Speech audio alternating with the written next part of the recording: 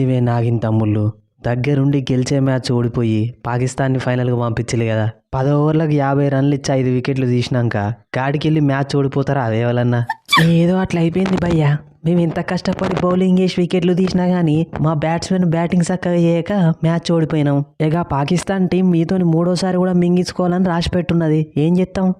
మేము 2 సార్లు ఓడిపోయింది 3ఓసారి గెలవడానికేవే. మిమ్మల్ని ఎట్లా ఓడించినామో వాళ్ళని కూడా గట్లనే ఓడిస్తాం. ఎందుకువే సల్మాన్ తమ్ముడు, దేవుడు మీకు మంచి అవకాశం ఇచ్చిండు గా బంగ్లాదేశ్తో ఓడిపోయి సప్పుడే ఇంటికి పోవడానికి. కానీ మీరు దాన్ని ఉపయోగించుకోలేదు. ఇక ఈసారి సినిమా మొత్తం వేరే ఉంటుందివే. ఈ 2 మ్యాచ్లలో ఆడినట్టు కాదు, అంతకంటే దారుణంగా ఉంటుంది పరిస్థితి. Every day is not Sunday Suryabhai. Final match ఎట్లయినా గెలవడానికి మా పిల్లగాళ్ళు మంచిగా ప్రాక్టీస్ చేస్తాళ్ళు. Let's meet in the ground. మిమ్మల్ని ఓడియడానికి సండే అయితేంది మండే అయితేంది ఏ రోజైనా వట్టినే పిసుకుడే. అయినా మనం మళ్ళీ మ్యాచ్ ఆడబోయేది కూడా సండేనే. రెడీ ఉండుల్లి. అఫ్రిది భయ్యా, ఇప్పుడు నువ్వు పాకిస్తాన్కి ప్రీమియం బౌలర్ అనిపించినావు. ఓడిపోవాల్సిన మ్యాచ్ మనం గెలిచినావంటే దానికి కారణం నువ్వే. ఫైనల్ మ్యాచ్లో కూడా గిదే పర్ఫార్మెన్స్ ఇవ్వాలి. బ్యాటింగ్లో నేనే 6లు కొట్టాల్సి వస్తుంది, బౌలింగ్లో నేనే పుల్లలు తీయాల్సి వస్తుంది. అసలు కెప్టెన్గా నువ్వు ఏం చేస్తానో నాకు అర్థమైతలేదు. అసలు నిన్నెవరు కెప్టెన్ చేసిలువే? నన్ను చేస్తే అయిపోయేది కదా. అరే ఫైనల్ మ్యాచ్కి నువ్వే కెప్టెన్ అనుకో రాదువే. 3ఓసారి కూడా మ్యాచ్ ఓడిపోయినావంటే మనల్ని ఫ్యాన్స్ మామూలుగా మింగరు. ఈ బంగ్లాదేశ్ మీద రన్అట్ అయ్యేసరికి సెంచరీ మిస్ అయింది. ఈసారి మాత్రం మిమ్మల్ని మామూలుగా కొట్టానువే, ముఖ్యంగా మీ ప్రీమియం బౌలర్ని. మీరు ఒక పని చేయాలి, ఫైనల్ మ్యాచ్ ఓడిపోయాక మళ్ళీ మీరు మీ దేశానికి పోతాడ మింగుతారు కానీ 1 నెల రోజులు ఈ నిన్నే తిరిగి తర్వాత ఇంటికి పోలి. ఫకర్ భయ్యా, గ్రూప్ స్టేజ్లో ఓడిపోయినావు, సూపర్ 4 స్టేజ్లో ఓడిపోయినావు. ఇక ఫైనల్ మ్యాచ్లో కూడా వీళ్ళతో ఓడిపోయినావు అనుకో, ఇంక అభిషేక్ అన్నట్టే మనం మన దేశానికి పోలేము. అందుకే తమ్ముడు నేను రిటర్న్ టికెట్లు బుక్ చేసుకోలేదు. ఓ 2-3 లీగులు స్టార్ట్ అవుతానే, ఇటు నుంచి ఇటే పోయి ఆడుకుంటా సప్పుడేక. నీ ప్లానింగ్లో నువ్వు ఉన్నావన్నట్టే, నన్ను కాపాడేటోడు ఎవరు లేడు. అది కాదు చెప్పరి తమ్ముళ్ళు, మీరు నా మీద కంప్లైంట్ ఇచ్చిళ్ళు. ఓకే, నాకెంత ఫైన్ వేసినా నేను కట్టుకుంటా, ఎందుకంటే నా ఒక్క మ్యాచ్ ఫీజు కూడా కాదు కది. ఇప్పుడు మేము కూడా మీ మీద కంప్లైంట్ ఇచ్చినాం, మీరు ఏడికెళ్ళి కట్టుకుంటారు వే ఫైను? అసలే అడక్క తినేటోళ్ళు ఆశతోచి వ్యవహరించాలి కదా. ఇంత కష్టపడి మాతో మింగించుకొని పోయినందుకు పైసలన్నా మిగిలాలే కదా మీకు. ఈయన్నే ఫైన్లు కట్టిపోతే ఇంటికి పోయినాక రొట్టెలు చేసుకోవడానికి పిండి ఏడికెళ్ళొస్తా చెప్పు. అందుకే భయ్యా, నేను కెప్టెన్ అయినా కానీ సైలెంట్గా నా పని నేను చేసుకొని పోతానా. గా షాయిబ్ జదా ఫరాను హరీష్ రాఫే ఏం లేకున్నా ఎగిరి పడతాళ్ళు. ఎందుకువే అనవసరంగా మమ్మల్ని గెలుకుడు ఎందుకు, మాతో మింగులు తినుడు ఎందుకు, 6లు 4లు కొట్టించుకున్నాడు ఎందుకు, ఆ తర్వాత ఉల్టా ఫైన్లు కట్టుడు ఎందుకు? సైలెంట్గా మాకు కాపరేట్ చేసిళ్ళు అనుకో, మా పని మేము చేసుకొని పోతాం గంతే. ఈసారి వీళ్ళకి గ్యాంగ్ బ్యాంగే. అసరంగా బ్రో, ఈ ఇండియాతోని ఫైనల్ మనం ఆడతాం అనుకుంటే ఈ డెడ్ రబ్బర్ మ్యాచ్ ఆడాల్సి వస్తుంది. పోయి బంగ్లాదేశ్ పాకిస్తాన్ లాంటి పిల్లి పిత్తిరి టీంలతో కూడా ఓడిపోయినాం. అసలు ఏమైంది? సడన్ గా మన పిల్లగాళ్ళకి జోష్ ఎందుకు తగ్గింది? అప్పుడప్పుడు అయితేనే ఉంటాయి అసలంక. ఏం చేస్తాం, ఈ ఏషియా కప్ మనది కాదు గంతే, లైట్ తీసుకో. అయినా ఇప్పుడు ఈ పాకిస్తాన్ ఫైనల్కి పోయినా పీకేదేమని ఉన్నదా? ఎట్లయినా మళ్ళీ ఓడిపోయి ఇంటికి పోయేటోళ్ళేనే.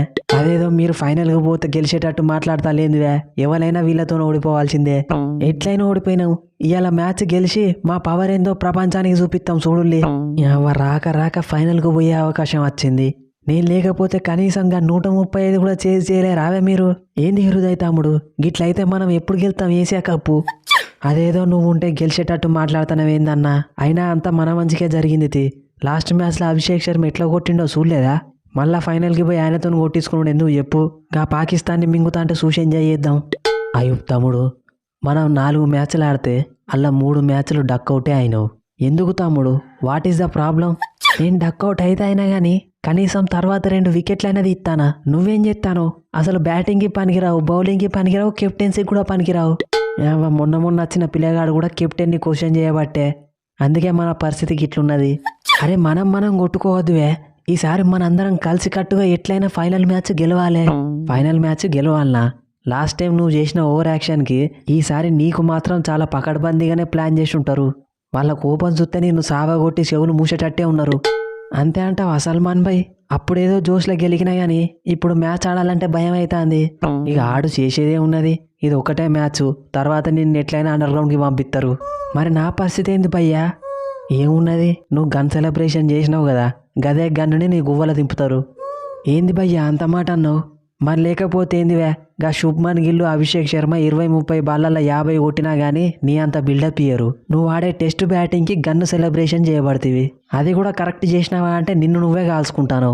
ఇప్పుడు కరెక్ట్ వాళ్ళని నేను వంగబెట్టి నీ గువ్వల కాలుతారు. మీరేం భయపడకులువే. ఒకప్పుడు మా అఫ్రిది మామ ఎట్లా గెలిపించేటాడో నెక్స్ట్ మ్యాచ్లో ఈ అఫ్రిది అట్లా గెలిపిస్తాడు. అఫ్రిది బ్రో, నువ్వు వేసే ఫస్ట్ బాల్ని అభిషేక్ శర్మ 6-4 కొట్టకుండా ఆపు. నువ్వు మొగోనివని నేను ఒప్పుకుంటా. చూస్తావు కదా ఈసారి ఫస్ట్ బాలే పుల్ల తీస్తా.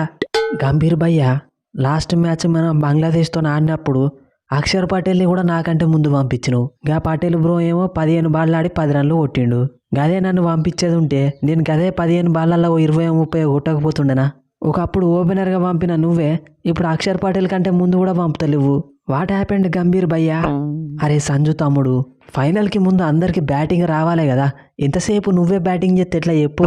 నేనెప్పుడు బ్యాటింగ్ చేసినన్నా ఎప్పుడో యూఏఈతోని 1 డౌన్ పంపించినావు. కనీసం ఈ శ్రీలంకతోనన్నా జర ముందు పంపిస్తే ఓ హాఫ్ సెంచరీ కొట్టడానికి ఐఎమ్ రెడీ. పంపిత్తతి. స్కై భయ్యా, ఎట్లయినా ఫైనల్కు పోయిల్లు. ఇప్పుడు మాతోనిగా అభిషేక్ శర్మని జస్ప్రీత్ బుమ్రాని ఆడిచుడు ఎందుకు చెప్పు? వాళ్ళకి రెస్ట్ ఇస్తే మళ్ళీ ఫ్రెష్గా పాకిస్తాన్ని మింగుతారు కదా. ముఖ్యంగా అభిషేక్ తమ్ముడు 6-4 కొట్టి అలసిపోయిండు పాపం. చూస్తావు కదా ఇలా టీం మొత్తం ఆగమాగా ఉంటుంది. ఎవరిని ఎప్పుడు ఆడిస్తామో ఎవరిని ఎప్పుడు ఆడామో మాకే తెలియదు. ఫైనల్కి ముందు మొత్తం ఆగమాగం ప్రాక్టీస్ చేస్తాం. ఎవరన్నా ఆడులే ఆడకపోలే, నేను మాత్రం మళ్ళీ ఓపెనింగ్ అచ్చుడే 6-4 జాంపుడే. ఆడే కొద్దీ వేరే ప్లేయర్ల కలుపత్తదేమో, నాకు మాత్రం ఊపత్తది. ఫస్ట్ 2 మ్యాచ్లల్లో 50 మిస్ అయింది. నెక్స్ట్ 2 మ్యాచ్లల్లో సెంచరీ మిస్ అయింది. ఈసారి మాత్రం ఏది మిస్ కానియా. స్కై భయ్యా, ఎంత ఎంజాయ్ చేస్తారో ఈ శ్రీలంక మీదనే ఎంజాయ్ చేసిరా అల్లి. 1000 గోట్లని తిన్న రాబందు ఒక్క గాలివానకు చచ్చినట్టు అన్ని మ్యాచ్లు గెలిచిన మిమ్మల్ని ఫైనల్ మ్యాచ్లో దెబ్బ కొడతాం. ఏ మాటకు ఆ మాట చెప్పుకోవాలి. దేవుడు పర్ఫెక్ట్ క్లైమాక్స్ ప్లాన్ చేసిండువే.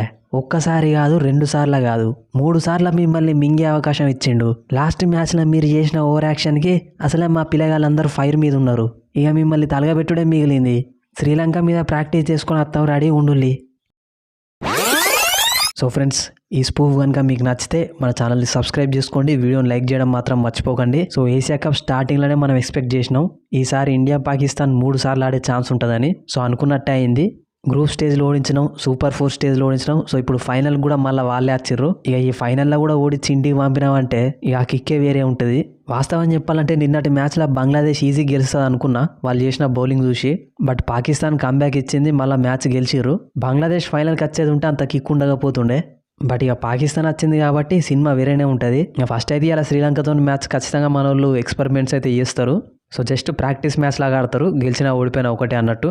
ఇక మీరేమనుకుంటున్నారో కింద కామెంట్ సెక్షన్లో చెప్పండి.